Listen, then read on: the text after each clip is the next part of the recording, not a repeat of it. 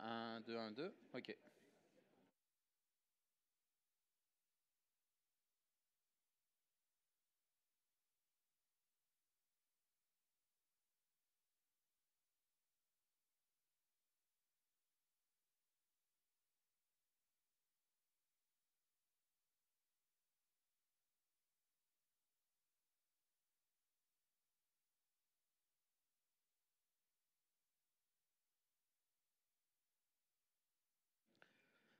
Bonjour. Oh, j'ai besoin de l'image, s'il te plaît.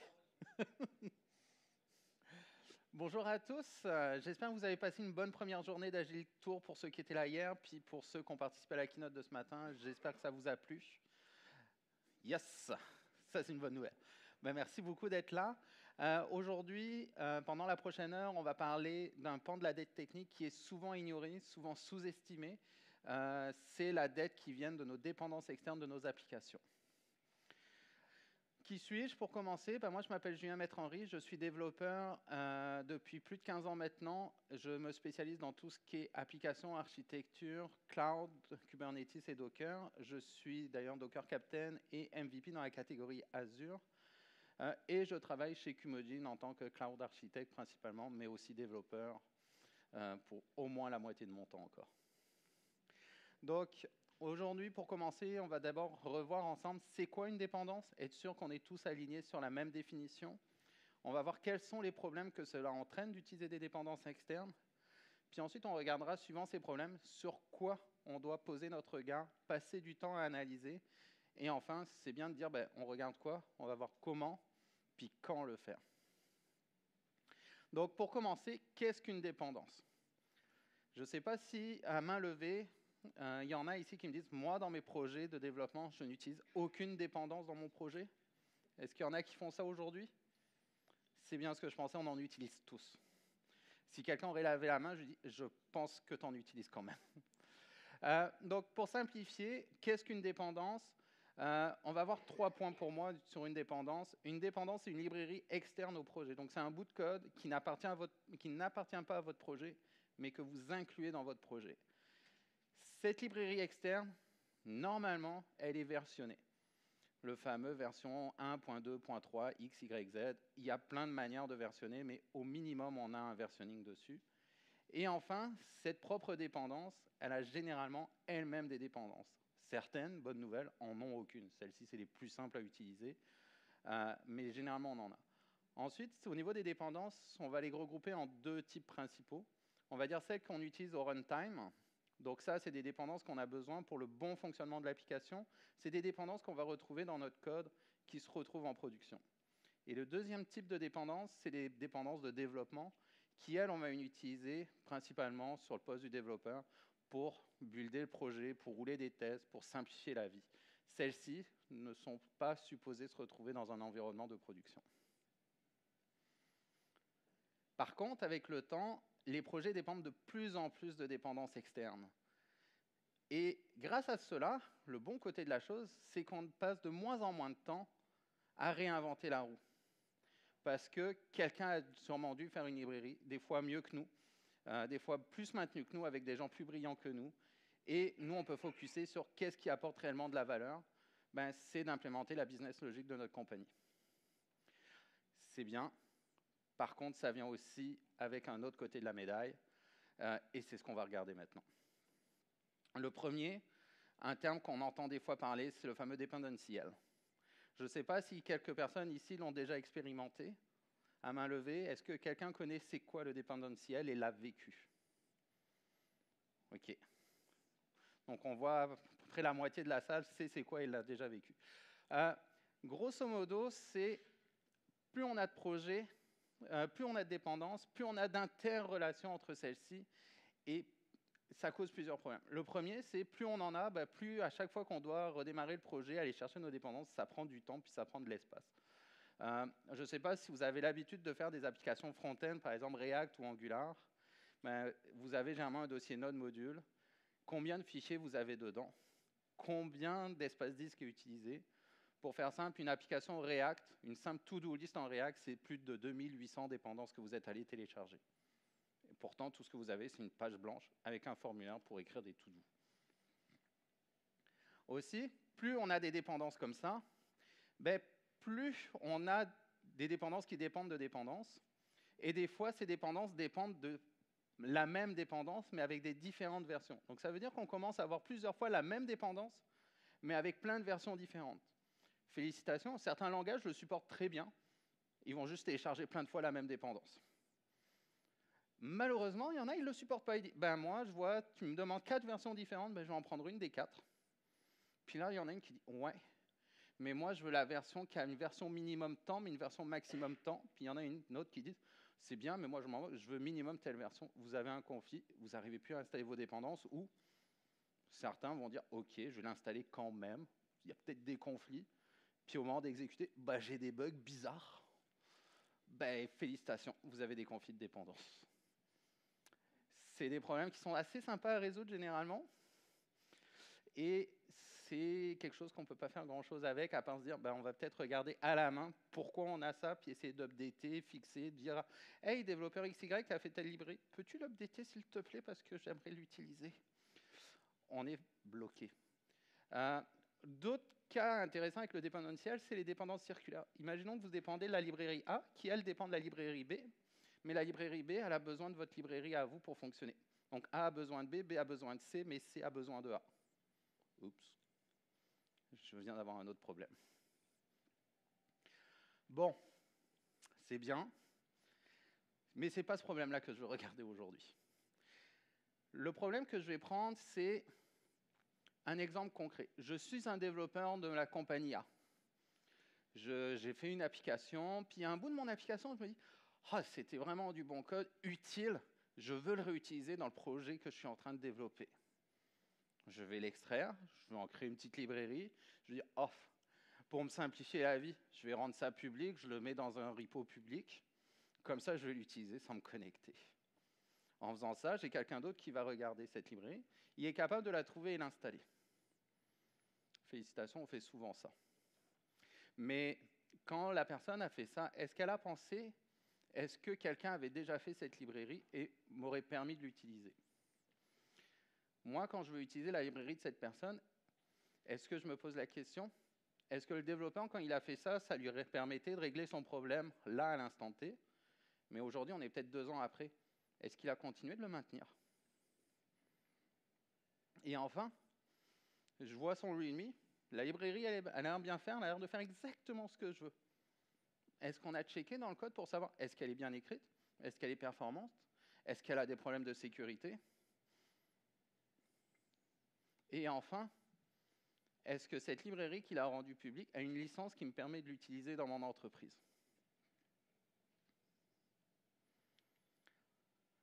Aussi, ce qu'il faut voir, c'est depuis les dernières années, le nombre de librairies disponibles a explosé, mais littéralement explosé. Si je prends par exemple seulement Node.js avec NPM, en 2020, on décomptait à peu près 800 000 librairies disponibles. En 2022, en septembre 2022, c'est écrit sur le site de NPM, là, ce chiffre vient de NPM, ils estiment avoir 2,1 millions de librairies. En total, sur ce 2,1 millions, en septembre 2022, combien sont encore maintenus? Combien sont des duplicats de d'autres? On ne le sait pas, et ce n'est pas NPM qui va me le dire. Donc c'est à nous, en tant que développeurs, de se poser ces questions-là. Bon, on a vu plein de problématiques et des points qu'on voulait regarder. Maintenant, là-dedans, qu'est-ce que je veux prioriser? Qu'est-ce que je veux regarder en premier? Le premier, c'est quand même le point sécurité. Pour la sécurité, on va regarder 2 choses. On va regarder les dépendances directes de notre projet. Donc dans mon projet, j'inclus la librairie 1. Mais je vais aussi regarder toutes les librairies incluses par la librairie 1. Donc ces dépendances indirectes. Bonne nouvelle, c'est les checks les plus simples à mettre en place. Il y a plein d'outils pour faire ça. Quand ils vont nous sortir, par contre, les failles de sécurité, généralement, ils nous donnent 3 critères intéressants. La sévérité de la faille, critical, high, medium, low. À vous de voir qu'est-ce que vous voulez faire avec ça. Ensuite, ils vont vous dire depuis combien de temps cette faille a été découverte. Si vous voyez qu'elle est critical, puis ça fait 2 ans qu'elle est publique, puis que vous l'avez dans votre projet, il est peut-être temps d'agir dessus parce qu'elle est connue maintenant. Si c'est une critical qui sort, mais ça fait seulement 24 heures, vous pouvez dire « Ouais, j'ai peut-être pas agi, mais je vais peut-être agir dans ce sprint-ci. » Et enfin, quand une faille de sécurité sort, l'autre chose à regarder, c'est est-ce qu'il y a un fixe? Parce que des fois, il y a des failles qui sortent qui disent telle librairie est infectée par tel problème. Mais il n'y a pas de solution encore. Vous le savez, c'est bien. Au moins, vous avez levé le flag. J'ai un problème dans mon application, une de mes librairies a une faille majeure. Mais par contre, elle n'a pas encore été fixée. Donc là, il faut soit vous le fixer dans la librairie, soit vous demandez au développeur, peux-tu le fixer, s'il te plaît? Mais aussi, il vous donne l'information, cette librairie, elle a un bug, mais ça a été fixé dans telle version. Donc là, tout de suite, vous avez un action item qui est très facile. On vous dit, tu veux l'enlever, ça? Tu as juste à updater à telle version en espérant qu'il n'y ait pas de breaking change. L'autre point que je mentionnais, c'est le côté un peu légal et licence. La licence du projet que j'utilise, c'est quoi son type? Est-ce qu'elle est open source? Est-ce qu'elle est propriétaire? Ou est-ce que j'ai des politiques internes dans mon entreprise qui m'interdisent tel type de librairie? Exemple concret, le développeur de tout à l'heure qui a rendu disponible son bout de code, il a peut-être spécifié aucune licence. Donc par défaut, c'est du code propriétaire qui est public, mais que vous n'avez pas le droit d'utiliser. Deuxième exemple, moi, l'application que je fais, c'est une application web. Donc mon entreprise dit, à partir du moment que c'est open source, tu peux à peu près tout mettre. Mais moi, par exemple, je fais du code embarqué, donc je compile de quoi, puis je le distribue. J'ai des licences qui m'interdisent de les utiliser, sauf si je rends mon propre code open source. C'est une sous-catégorie de la GPL. Certaines compagnies disent, il est hors de question que tu rends disponible ton code. C'est notre propriété intellectuelle. Donc on va mettre une policy pour dire que telle catégorie de licences sont refusées chez nous. Ça, c'est important de le mentionner parce qu'il y a quand même des implications derrière qui peuvent être assez fortes. Enfin, l'autre critère qui est souvent ignoré, mais que nous, on a vécu chez des clients américains, c'est le pays de la licence. Donc, j'ai utilisé une application, une librairie, open source, il n'y a aucun problème, je pense que c'était de l'Apache version 2. Mais le pays en tant que tel avait des restrictions d'exportation avec les États-Unis. De souvenir, c'était une librairie faite en Syrie. Quand il y a eu un due diligence de cette compagnie pour se faire acheter, le flag a été dit, hey, telle librairie, elle est peut-être open source, mais ça vient de tel pays, vous n'avez pas le droit. Oups, c'était peut-être une dépendance majeure, il faut le changer. Deuxième cas d'usage, une application propriétaire, une librairie propriétaire, où on avait payé la licence, c'est une compagnie indonésienne qui vendait la licence. Pareil, due diligence, d'un point de vue légal, ils ont dit, ouais, l'Indonésie, d'un point de vue valorisation d'entreprise, vous utilisez du code de ce pays-là, c'est pas très bien vu, il faudrait la remplacer. Dans son cas, oups, c'est une dépendance majeure du projet. Le refaire, c'est changer à peu près le tiers de l'application. Donc les implications comme ça sur les licences peuvent paraître anodines, mais il y a des vrais impacts derrière. Surtout pour certaines compagnies qui sont dans une optique de rachat ou de valorisation et de ronde de financement. L'autre cas, c'est souvent les gouvernements. Les gouvernements ont des librairies qui viennent de certains pays, puis on ne veut rien savoir de ces pays-là. Exemple, en ce moment, on entend beaucoup, par exemple, parler de la Russie avec des logiciels comme Kaspersky, où on dit, non, Kaspersky, c'est russe, il ne faut surtout plus l'utiliser. On l'a vu pour le gouvernement fédéral. Et enfin, le troisième point, qui est le plus abstrait, c'est la maintenabilité de la librairie, de la dépendance. Pour ça, on va seulement cibler les dépendances directes du projet. Parce qu'on ne commencera pas à regarder toutes les dépendances du projet, y compris les indirectes, parce que là, on vient de se complexifier énormément la vie. Mais le but, c'est de se poser la question, est-ce que cette librairie est encore maintenue? Pour ça, on va regarder plusieurs critères. Je pars du principe que la librairie est sur GitHub. Est-ce que cette librairie, ce code-là, cette application, elle a des issues sur GitHub ouvertes, fermées? C'est quoi la proportion des deux? À quelle vitesse les issues sont fermées? Et aussi, à quel point j'ai des issues ouvertes sans aucune réaction du mainteneur? D'avoir des commentaires des gens qui disent « Ouais, moi aussi j'ai le même problème », puis on voit il y en a 26 commentaires, mais aucun de mainteneur, ça peut lever un flag important. Je pense que cette librairie-là est plus maintenue. S'il y a un problème dedans, ça veut dire que le support revient chez nous. L'autre chose, c'est un peu similaire, c'est le nombre de pull requests ouvertes. On va regarder combien de pull requests sont ouvertes, sont acceptées, sont commentées. Certaines compagnies qui se disent open source vont accepter aucune pull request de la communauté. Donc là, c'est à vous de prendre cette décision.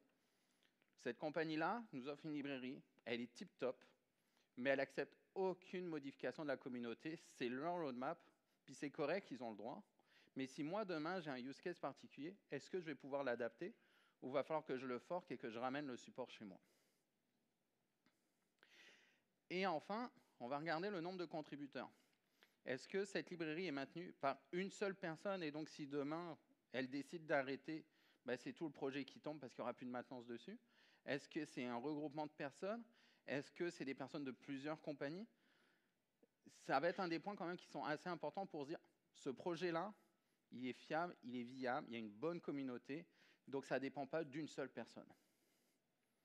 Et enfin, le point quand même quand on parle de maintenu activement, est-ce que le code est maintenu? Est-ce que dessus, il a des updates, il a des commits?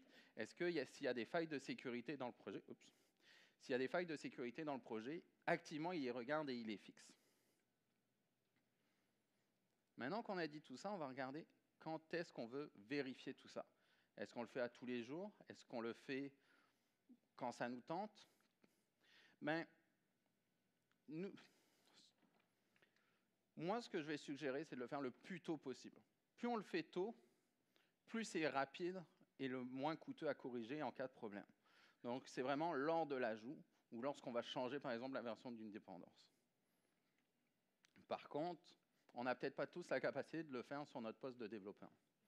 Donc, minimalement, moi, ce que je vous propose et je vous conseille, c'est de le faire lorsque vous faites une demande de changement. Donc, par exemple, une pull request ou une merge request, que là, vous ayez, par exemple, des checks automatisés qui disent « Ah, tu essayes d'ajouter une dépendance, ben, on va valider d'abord que cette dépendance, tu as le droit de l'inclure. » Puis, ça peut être automatisé ou ça peut être simplement, ben, on va demander à l'équipe de sécurité de regarder.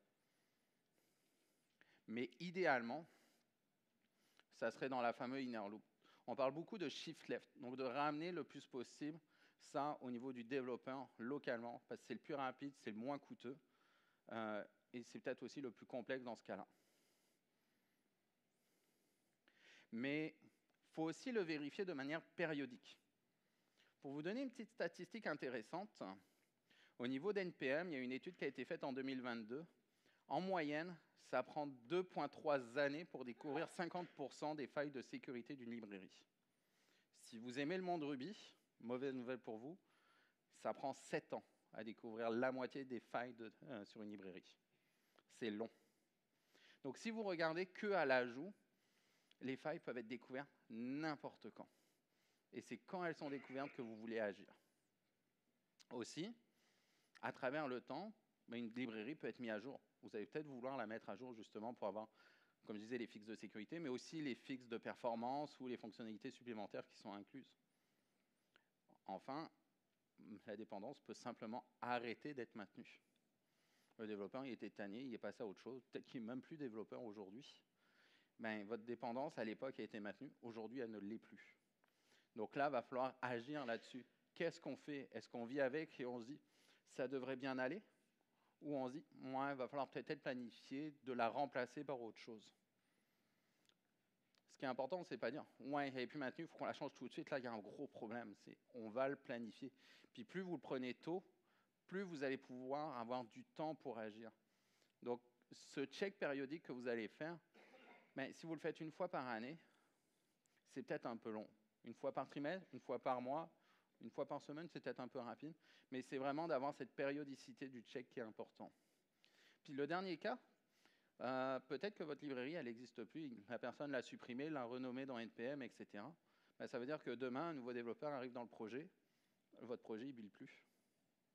Votre projet, puis là, votre développeur, il est stuck. C'est une perte de temps. Donc, si vous essayez de le trouver le plus tôt possible dès que ça arrive, ben, l'avantage, c'est que vous allez aussi pouvoir débloquer vos équipes le plus rapidement possible en cas de problème. C'est des gains de productivité ou c'est de la perte de productivité que vous évitez. Maintenant, comment on vérifie tout ça? Ben, chez Qmogene, nous, on utilise un produit interne. Donc vous pouvez chercher sur Internet, vous ne trouverez rien, qui s'appelle CodeED, parce qu'on a beaucoup d'imagination, c'est simplement Code Due Diligence. L'algorithme qui est dedans, de maintenabilité, etc., c'est complètement maison, parce que ça répond à nos critères à nous. Par contre, pour le commencer, nous, on a fait que c'est une simple ligne de commande. Là. Donc, il n'y a pas beaucoup d'automatisation. Il faut qu'on le run à la main ou qu'on a de l'automatisation qui le run à la main. Ce qu'on aimerait faire, comme je disais, c'est le plus rapidement possible de pouvoir le checker quand il y a des changements sur nos pull requests. Donc, faire une intégration avec GitHub, qui est notre plateforme d'outils. Puis les rapports qu'on sort, c'est un vrai rapport qui a été mis à jour hier, d'ailleurs, grâce à mon collègue, qui ressemble à ça. Je l'ai roulé sur un projet, puis ça me donne 3 métriques intéressantes. C'est quoi mes dépendances, puis avec un aperçu rapide de mes dépendances, c'est quoi leur version, c'est quoi la notation qu'on leur donne, donc le fameux A+, c'est vraiment complètement custom. Est-ce que c'est la dernière version? Est-ce qu'elle n'est pas à jour? Puis si elle n'est pas à jour, depuis combien de temps il y a eu une nouvelle version? Donc combien de jours de retard j'ai? Puis en même temps, on fait la même chose sur les licences. C'est quoi les licences qu'on a dans le projet? Pour l'instant, on n'a pas de policy qu'on enforce, c'est vraiment de l'informationnel, dire ça, c'est toutes les licences qu'on a.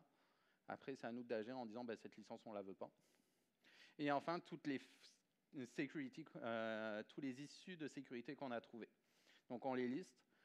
On est capable de voir c'est quoi la sévérité, c'est quoi le score, puis s'il y a un fixe. Donc on voit, oups, mon pointeur laser.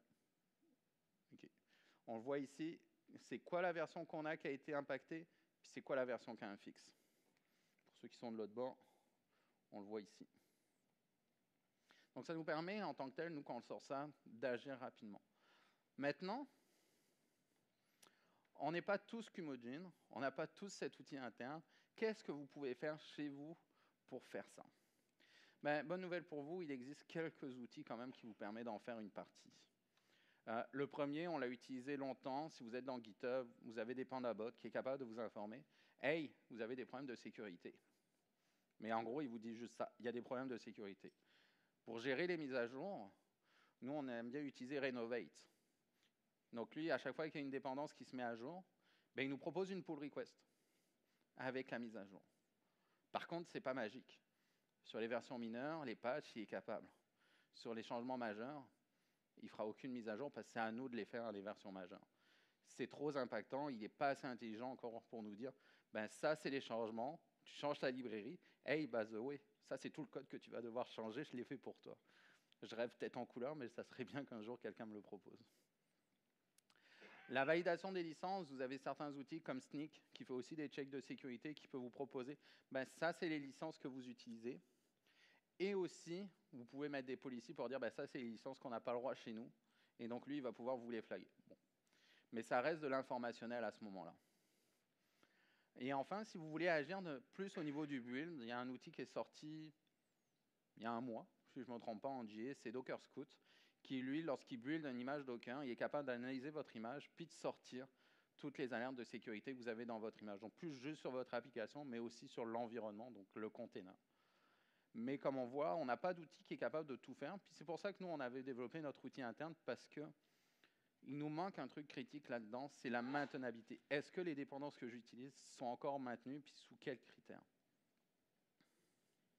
Puis, en dessous de ça, comment ça fonctionne? Il y a quelque chose qui existe qui s'appelle le SBOM. À main levée, qui connaît le SBOM? C'est pas très très populaire malheureusement, mais c'est de plus en plus utilisé.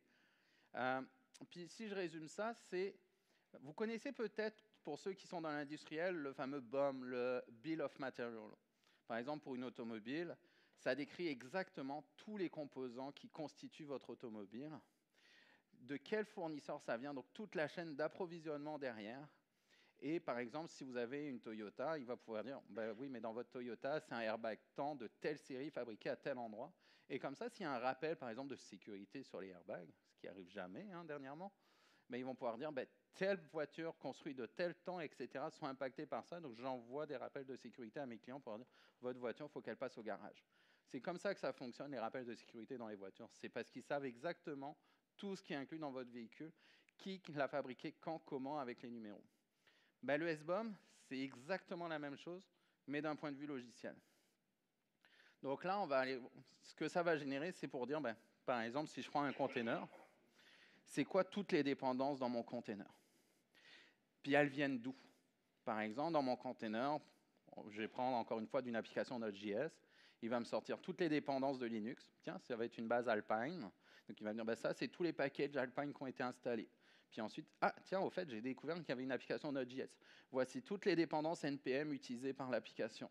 Et ainsi de suite, et ainsi de suite. Donc vous avez comme ça listé vraiment toutes les dépendances que vous avez, avec les versions qui ont été installées, d'où ça vient, puis des fois, c'est capable même de sortir les licences. Donc ça vous permet en un seul endroit d'avoir un gros inventaire de c'est quoi que mon application utilise. Et à partir de là, bah, vous avez votre source, vous avez votre fichier, et vous pouvez en faire plusieurs choses. Le premier, c'est le donner à des outils en disant, ben, maintenant que j'ai mon inventaire de tout ce que j'utilise, peux-tu me dire là-dedans, est-ce qu'il y a des trucs que je devrais m'inquiéter? Généralement, les outils de security scanning, c'est ce qu'ils utilisent en entrée. C'est vraiment une des utilités qu'on a vues au départ le plus utilisée. C'était pour ces outils-là. Mais aussi, on peut l'utiliser pour d'autres types de checks. Par exemple, hey, je vais faire mon SBOM à chaque changement de mon application.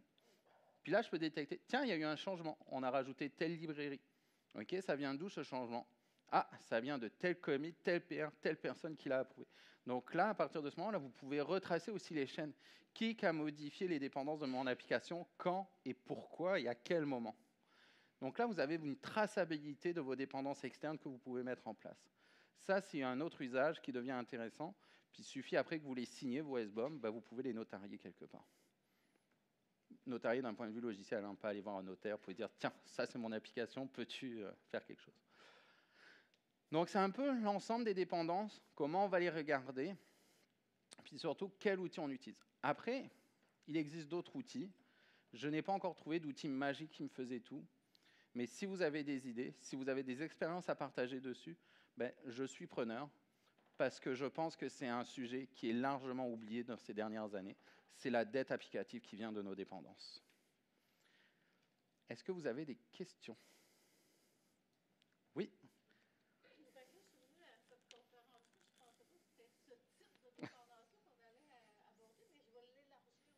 OK.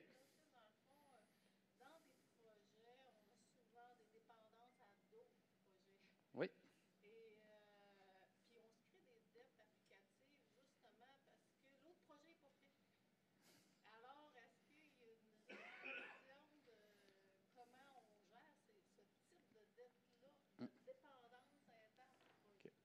Donc, je vais reformuler la question pour être sûr que tout le monde l'a entendu. Donc, ce qu'on demande, c'est, ben, nous, on a un projet qui dépend d'un autre projet de l'entreprise, puis le deuxième projet, il n'est peut-être pas prêt pour le premier projet, etc. Comment on gère la relation entre deux projets dans une même entreprise? Ben, c'est une très bonne question. Par contre, je pense que là, ce n'est plus une problématique de développement, c'est plus une problématique organisationnelle ou de scheduling, de planification. Mais c'est quelque chose qu'on voit, pas forcément juste, j'ai un problème entre le projet A qui attend après le projet B.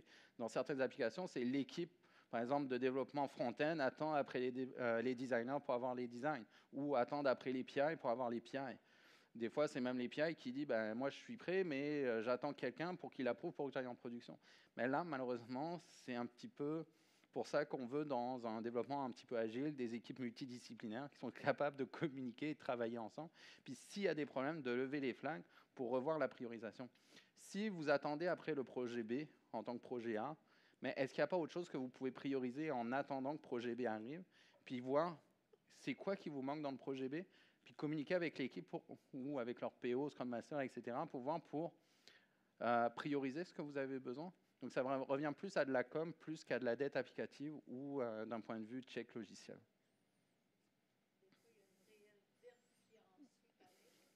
Ben, ce que Madame dit, c'est des fois, oui, c'est de la dette logicielle qui entraîne les retards, c'est bien ça? C'est vrai, si vous avez un vieux projet legacy, dedans, il faut modifier pour ajouter ce que vous avez besoin. Puis ça prend une éternité parce que le projet n'est plus maintenu, ses dépendances datent de Mathusalem, etc. Oui, il y a un problème, puis il va falloir l'adresser. Je vais prendre un exemple. Nous, on a un client qui est venu nous voir avec un projet qui a été développé en 2012 en Node. Puis ça a été un petit peu updaté en 2014. Puis depuis, c'est en prod, mais maintenant, on aimerait rajouter des fonctionnalités. OK. Donc le projet, là, ça fait 8 ans qu'il a suivi aucune update. Ah, puis à l'époque, il n'y a pas de documentation. Je ne sais pas c'est quoi les versions qu'ils utilisent. En Node.js, il n'y avait pas de package lock, évidemment. Donc, je ne savais pas quelle version exacte ça utilisait. Évidemment, on a passé du temps pour juste rebooter le projet, essayer de le refaire fonctionner aujourd'hui. Ben, c'est du temps à prévoir. Si vous voyez que votre projet il est dormant depuis un temps assez long, ben, ça se peut qu'il y a un temps de rebootage du projet. Et ça, il faut le prévoir. Mais il n'y a pas de magie, malheureusement. Est-ce qu'il y avait une autre question? Attendez. Non? Oui? Oui?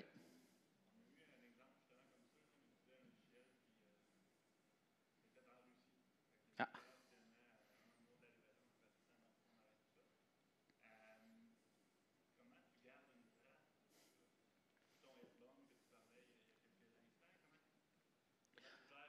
Ouais. Bah, nous, en fait, on le fait par l'extraction des licences. Par l'extraction des licences, tu sais c'est quoi le type de licence? MIT, Apache 2, etc. Mais tu sais aussi la compagnie derrière qui est derrière la licence. Après, il n'y a pas de magie. Des fois, il faut faire un peu de recherche, mais des fois, tu peux le savoir. En fait, ça, on ne le fait pas à la main. Il y a des outils qui nous permettent d'aller chercher telle compagnie, telle licence, c'est tel pays. Parce qu'on n'a pas cette base de données et ces connaissances-là. Et à partir de là, on peut flaguer, effectivement. Mais oui, c'est par la licence le plus souvent qu'on extrait le pays et la provenance. Je ne sais pas à quel point c'est réaliste d'avoir notre propre registre interne vu le nombre de dépendances qu'on a. Comme je disais tantôt, une application React To-Do de base, celle qui est proposée, c'est 2800 dépendances. Je pense qu'on ne fera pas un registre pour ça parce que j'ai regardé pour le plaisir certains de nos projets. Je veux dire, j'ai des projets, c'est 4500 dépendances dedans. J'en ai d'autres, c'est 3000 et quelques, etc. Je veux dire, on ne fera pas une librairie, une bibliothèque de tout ça. Est-ce qu'il y avait une autre question? Je vois que ça pointe par là. Allô? Salut Julien, merci pour la présentation. Tantôt, tu parlais d'une expérience où vous aviez une dépendance majeure qui nécessitait de changer le tiers du code base finalement. Est-ce que tu as des trucs pour se prévenir un peu ces éventualités-là? Au niveau logiciel, est-ce qu'on veut toujours intégrer ces dépendances directes-là derrière des interfaces pour pouvoir être plus flexible ou c'est-tu de over-engineer puis juste bite de bolette quand on se rend compte de ça? OK. C'est une très bonne question. J'ai mon micro qui tombe. Oui, by the book, on peut lire, puis des gens vont dire on fait des couches d'abstraction et des couches d'abstraction, puis normalement, magiquement, je peux flipper des choses. On a entendu beaucoup ça sur les bases de données, je ne sais pas, mais il paraît qu'on peut switcher MySQL pour SSQL Server ou avec Postgres parce qu'on a utilisé un ORM magique. Je ne sais pas si quelqu'un l'a déjà fait, ça, mais dans les faits, ça ne fonctionne jamais. Moi. En tout cas, je n'ai jamais réussi à swapper ma base de données pour une autre puis que ça fonctionne. Donc, je pense que oui, théoriquement, on est capable de faire l'abstraction, mais à quel point cette abstraction, elle coûte cher? À quel point elle va réellement être utilisée un jour? Puis à quel point ça fonctionne? Puis il faut le maintenir derrière. Donc le coût, je pense que des fois, il n'en vaut pas la peine. Une petite abstraction, je ne dis pas le contraire, mais une grosse abstraction pour dire je peux changer ça par une autre librairie que je ne connais pas du tout, qui fait à peu près la même chose, ça devrait fonctionner. Non. La prévention, c'est au moment de l'insérer. Nous, on ne le savait pas, cette règle-là. On l'a, en fait, puis notre client non plus ne le savait pas. C'est lors d'un due deal que l'avocat inverse de l'autre partie a sorti. Hey, telle librairie, c'est de l'Indonésie, vous ne pouvez pas l'utiliser. OK. Et là, il y a eu un travail. C'est quand même un très gros risque d'être autant dépendant de quelque chose d'externe qui pourrait impacter ton. Oui, mais ici, la valeur du produit n'était pas forcément là-dedans. La valeur était à côté. Donc, c'est un risque, mais quelque part, quand on dépend d'une librairie d'externe, on a un risque. Mais c'est un peu ce qu'on voit aujourd'hui avec le no-code ou le low-code. Quand tu dépends intégralement d'une plateforme externe pour faire une partie, tu accélères de beaucoup ton développement, mais à quel coût si jamais tu as un problème avec cette plateforme? Donc c'est une balance de risque. Puis quand on est des fois une petite compagnie, une start-up, etc., notre but, c'est pas forcément de mitiger le risque, mais c'est d'aller trouver le plus rapidement notre market fit et d'avoir des revenus, puis lever des fonds, et etc. Donc c'est un trade-off. Mais effectivement, on doit prendre. C'est de la gestion de risque au final. Merci. Autre question? Oui.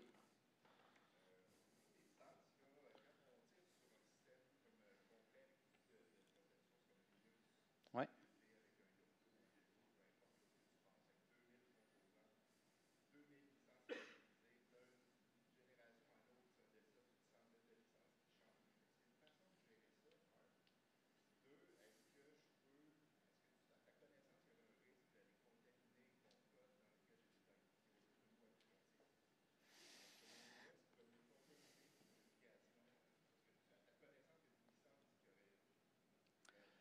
Une licence de l'OS qui a un impact sur l'application, non, parce que normalement, ton application, c'est plus les dépendances que tu lis à l'intérieur. Donc, si je prends du vieux code, du code compilé et que j'inclus une librairie qui est compilée, donc qui est statiquement liée, là, des fois, j'ai la licence de ma librairie que j'ai inclus, vu qu'elle est packagée avec mon app, où les dépendances sont plus fortes. Mais des fois, justement, pour contourner ces règles-là, on va utiliser des librairies dynamiquement liées. Donc ça veut dire que je n'ai plus besoin de les packager dans mon application, c'est au client d'installer la lib, donc j'ai plus de relation avec elle. Donc ça contamine plus mon app.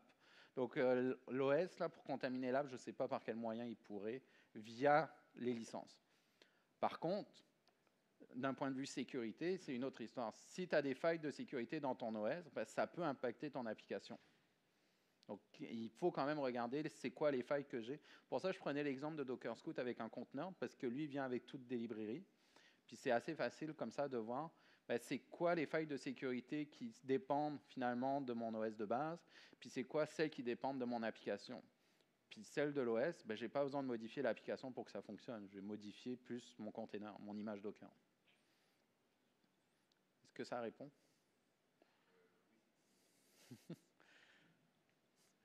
Autre question? Oui? Est-ce que tu as des contextes dans lesquels, mettons, ton application est stable, elle répond aux besoins, dans lesquels c'est mieux, c'est moins coûteux de la laisser comme ça que de commencer à que de mettre à jour tes références, non? Mettons, tu sais que Ouais. l'application est correcte et elle va durer comme ça 5 ans, 10 ans, et tu utilises plus. Je dirais que c'est pas mal le cas de la plupart des applications qu'on voit, gouvernement, banque, assurance, qui fonctionnent sur des mainframes. Ça coûtait moins cher de les garder sur des mainframes, même si aujourd'hui on n'en a plus, que de les mettre à jour et de changer de technologie. Mais c'est un risque qu'on prend à un moment donné. Je veux dire, on a eu, à un moment, j'ai eu cette discussion justement avec quelqu'un qui dépendait du mainframe, puis il me disait, on a un problème avec nos mainframes, on n'arrive plus à avoir de pièces détachées, parce qu'elles sont vendues aux enchères. Et en ce moment, notre compétiteur qui les achète, c'est la défense américaine. Ben, le ministère de la Défense américaine, là, ils n'ont pas les mêmes budgets que nous, puis ils remportent toujours les enchères. Donc là, on a un risque structurel dans la compagnie que les machines sur lesquelles notre application est déployée, ben, si ça tombe en panne, je pourrais peut-être ne plus les avoir, donc j'ai un gros risque. Qu'est-ce qu'on fait? De souvenir, la stratégie, ça a été de virtualiser un mainframe pour que ça roule sur autre chose. Donc, on n'a pas changé l'application, mais on a géré les risques autrement. Mais la question se pose aussi, aujourd'hui, combien de développeurs on a qui sont capables de développer sur un mainframe? Dans la salle, est-ce que vous avez beaucoup de développeurs COBOL? J'ai entendu. Ça, c'est-tu quelqu'un qui en fait mais ne veut pas le dire? C'est ça. Ces développeurs sont de plus en plus rares, de plus en plus chers parce qu'ils sont très rares, puis pas grand monde veut en faire. Donc, le risque qui vient de maintenant, c'est le jour où tu as besoin de travailler sur ces systèmes, le coût de le rebooter va être énorme. Donc oui, tu peux dire mon application, je prévois ça, puis le jour où j'ai besoin de faire quelque chose avec, je sais que ça va me coûter très cher, je vais peut-être repartir de zéro à côté. Mais c'est un risque organisationnel que l'organisation doit prendre. Et ça peut être complètement valide, ça dépend vraiment de l'organisation et de sa gestion de risque. Oui? Oui?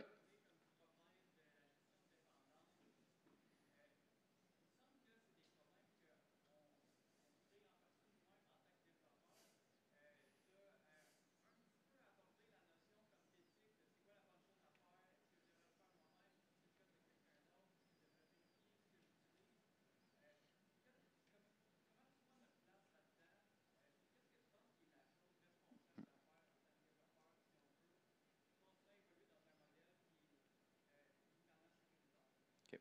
Donc, pour résumer la question, on a vu tantôt qu'il y a de plus en plus de librairies qui sont disponibles. Est-ce que ce n'est pas un peu quelque part la responsabilité de nous en tant que développeurs de rendre disponibles uniquement certaines librairies, puis se restreindre à cette création-là? Puis si oui, qu'est-ce qu'on devrait faire en tant que développeur, peut-être d'un point de vue un peu plus éthique, pour éviter d'en créer trop? J'ai bien résumé? C'est une très bonne question. Et je suis moi-même fautif, j'en ai fait plein de librairies qui aujourd'hui sont plus maintenues. Je pense que les créer, ce n'est pas tant un problème. Je pense que ce qui est important, c'est si on a décidé de ne plus les maintenir, puis ne plus les utiliser, ben c'est d'informer, de les archiver par exemple sur GitHub, puis commencer à les déprécier, puis à les fermer et à les supprimer au bout d'un moment. Ça fait partie de la job. Quand j'ai des librairies, ça fait 5 ans qu'ils sont là, puis je n'utilise plus du tout, puis ils sont complètement désuètes, pourquoi je la laisse disponible aux gens? Personne ne va l'utiliser, c'est de la pollution quelque part. Après, si je prends le problème à l'inverse, moi là j'ai une super librairie là. Je suis sûr que tout le monde va l'utiliser, je vais la rendre publique. Mais à ce moment-là, il faut que je me pose quelques questions. Est-ce que ma librairie elle est si haute que ça? Est-ce qu'il y en a d'autres qui existent qui font la même chose que moi? Est-ce que... c'est ce genre... c'est principalement les deux questions que je me pose. Puis après, avant de la rendre disponible, est-ce que ma librairie utilise un paquet de dépendances externes? Dans le sens, si je fais une librairie pour gérer des boucles, je vais peut-être essayer de la faire le plus natif possible que d'utiliser une autre librairie qui est capable de me faire un for, mais plus joli que le for natif du langage. Je ne juge absolument pas Lodash ici, qui a réimplémenté beaucoup de fonctions JavaScript.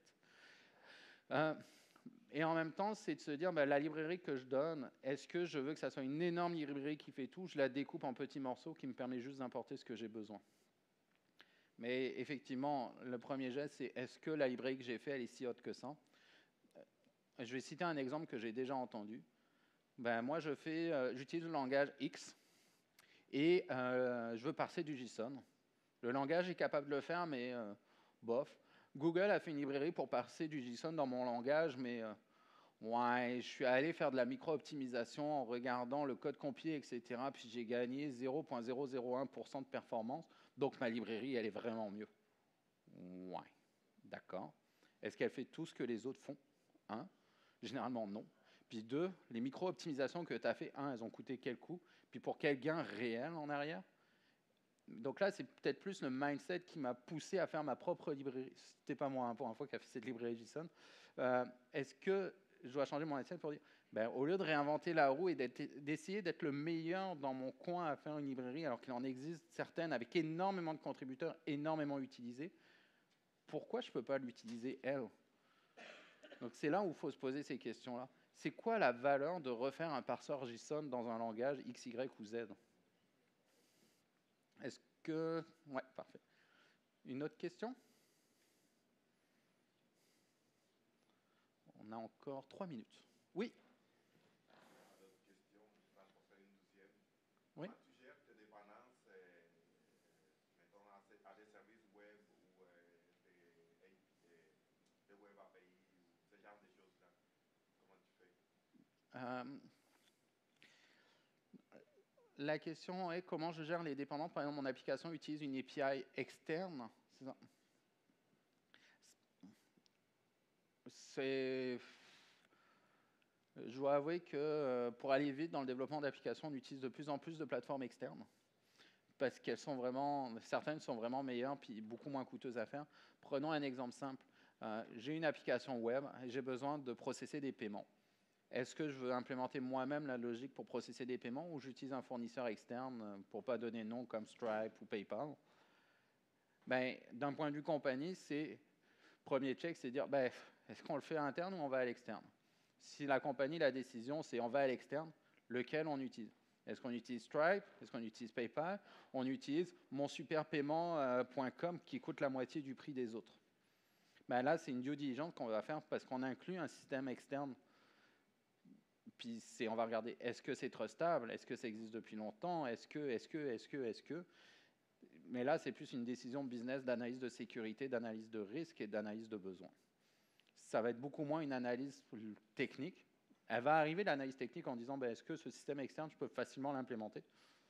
Par exemple, je ne sais pas si vous avez déjà implémenté du Moneris versus du Stripe. Il y en a un qui est vraiment plus simple que l'autre. Donc c'est là où on va se poser la question, Mais les premières questions, c'est est-ce que le fournisseur il est trustable? Est-ce qu'il est, par exemple, au Canada ou aux États-Unis?